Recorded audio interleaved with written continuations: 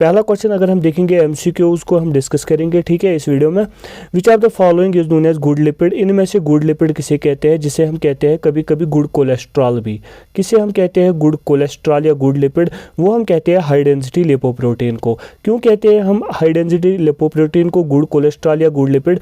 Because it transports the cholesterol, it transports the cholesterol from the body tissues to the liver, यानी ये tissues से ले जाता है कोलेस्ट्रॉल को इनटू द लिवर, इसलिए ये कोई कॉम्प्लिकेशन काज नहीं करता है। इसके बरकस अगर हम एलडीएल को देखेंगे, लो डेंसिटी लिपोप्रोटीन, इसको हम कहते हैं बैड कोलेस्ट्रॉल या बैड लिपिड या बैड कोलेस्ट्रॉल। वो इसलिए ये उल्टा करता है, ये लिवर से लेके कोलेस्ट्रॉल को टिश्यूज़ में पहुंचाता है, और फिर कई केसेस में अगर ये एलडीएल की लेवल बढ़ जाएगी तो इन पेशेंट्स को बहुत सारे प्रॉब्लम्स होते हैं, लाइक दैट कि उनमें से मोस्ट कॉमन है एथेरोस्क्लेरोसिस, जो फिर फर्दर कॉम्प्लिकेशंस क्रिएट करता है, like brain stroke, heart attack, kidney failure etcetera. इसलिए गुड लिपिड यहाँ पर कहा गया तो इसका आएगा हाई डेंसिटी लिपोप्रोटीन।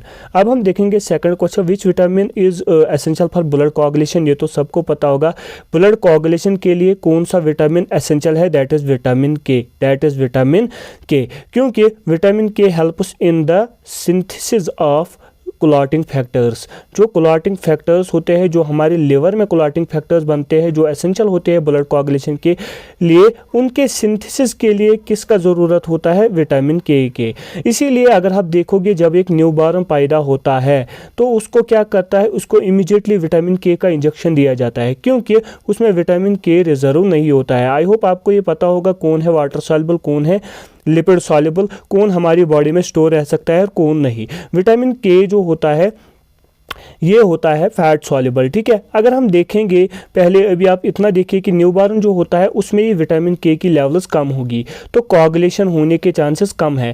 तो ऐसे इनबॉर्न को जब ये पैदा होता है तो इसको इंटरनल ब्लीडिंग हो सकती है। क्या हो सकती है? इंटरनल ब्लीडिंग, यानी ब्रेन हेमरेज हो सकता है, या internal gastric bleeding, GIT bleeding, बहुत सारी ब्लीडिंग होगी क्योंकि विटामिन के की डिफिशिएंसी होती है, ठीक है। इसीलिए हम उस पेशेंट को यानी न्यूबॉर्न को इमीडिएटली विटामिन के का इंजेक्शन देते हैं, क्योंकि ये क्लॉटिंग फैक्टर्स बनाने में हेल्प करता है, जो कोआगुलेशन में अहम रोल अदा करते हैं। ये मैंने एक एक्स्ट्रा पॉइंट बताया for point of view of nursing profession. What is the normal pH blood? देखिए पीएच क्या है नॉर्मल ब्लड, वो है 7.2 to 7.4, that is slightly alkaline, यानी pH of blood is normal pH जो ब्लड का है वो है 7.4 to 7.2 to 7.4, यानी स्लाइटली अल्कलीन, इसका आएगा 7.4, ठीक है, अपर लिमिट दिया गया था।